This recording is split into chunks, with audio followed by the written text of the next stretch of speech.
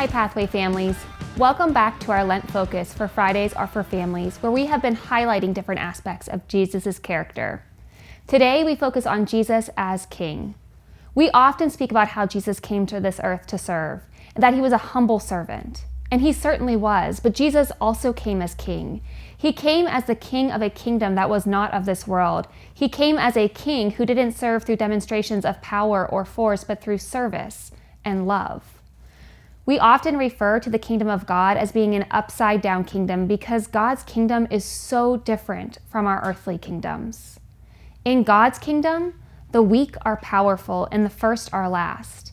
And as the king of this kingdom, Jesus' coronation does not look like the crowning of other kings. Jesus' coronation ceremony begins with him riding into Jerusalem on a donkey. He was given a purple robe and a crown made of thorns, and he was mocked by soldiers who shouted, "All hail the King of the Jews." Then he was led in a procession to the cross, which would be his throne. At this throne, he was flanked on both sides, not with important officials, but with criminals. And as Jesus died on the cross, the instrument that was meant to kill him, he ushered in the kingdom of God. God's kingdom is an upside-down kingdom. It does not look like the kingdoms of this world. And when we become believers, we pledge our allegiance to this king.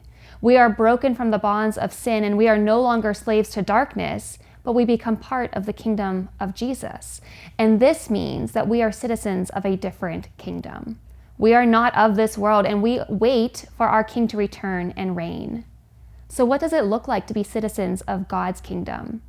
It looks like serving others with the same agape love that Jesus did. This type of love that is others-focused, that expects nothing in return. It looks like placing the needs of others before our own. It looks like humbling ourselves, just like Jesus did. Luke 9, verse 23 says, "If anyone should come after me, let him deny himself, take up his cross daily, and follow me." This is what it means to follow our King. Spend some time this week talking to your kids about the ways in which we see Jesus as King. Compare and contrast the actions of King Jesus with the actions of other popular kings. Maybe even let your kids watch their favorite movies and see, how is Jesus a better king? Lent is a wonderful time to see Jesus as King clearly displayed. In this period of waiting for the resurrection, meditate on Jesus' kingship. Think about what it looks like to honor and serve this King, and ask yourself the question, what can I do to more faithfully serve King Jesus?